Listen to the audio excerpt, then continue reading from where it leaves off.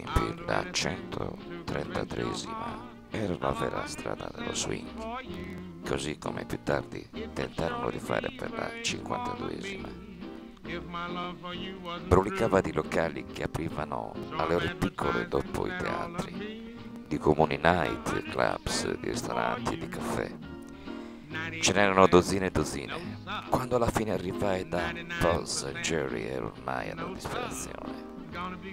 Entrai e domandai del capo, parlai, credo, con Jerry. Gli dissi che ero una ballerina e volevo che mi desse un'occhiata. Sapevo a malapena due sgambetti. Non conoscevo neanche il termine audizione, ma era appunto quella la cosa che cercavo.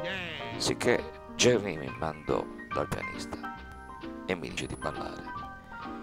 Cominciai a ballare ed era una cosa proprio pietosa. Facevo e rifacevo quei miei due poveri sgambetti, sempre i soliti, finché non mi urlò di piantarla, di fargli perdere del tempo.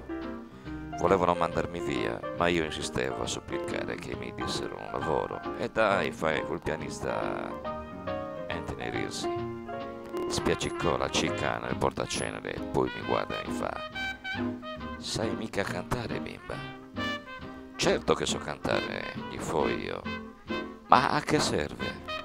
Tutta la vita avevo cantato, ma mi divertivo troppo per supporre che ciò potesse dare dei guadagni veri e propri.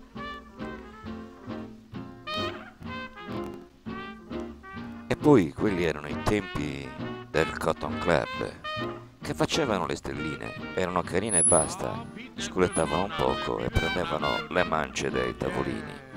Io pensavo che fosse questa l'unica maniera di far soldi, avevo bisogno di $45 prima di giorno, se no la mamma e io ci saremmo trovate fuori di casa. Ma di cantanti a quel tempo non si sentiva parlare, a meno che non si trattasse di Paul Robertson e di Julian Bledsoe, che erano cantanti seri, come nei concerti. Dissi al pianista di suonare vagando da sola, che rispecchiava su e per giù lo stato d'animo mio di quelle ore, e penso di essere riuscita a cavarmela, perché in tutta la sala si fece un gran silenzio, tanto silenzio che se uno spillo fosse caduto per terra lo avremmo sentito rimbombare.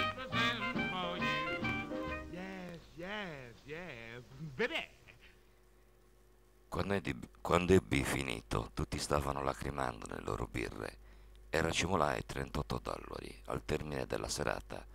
Divisi anche i soldi col pianista e così erano $57 che avevo con me al momento di andar via. Questa è la testimonianza della signora del blues di Billie Holiday, quando per la prima volta si guadagna da vivere cantando. Un documento eccezionale.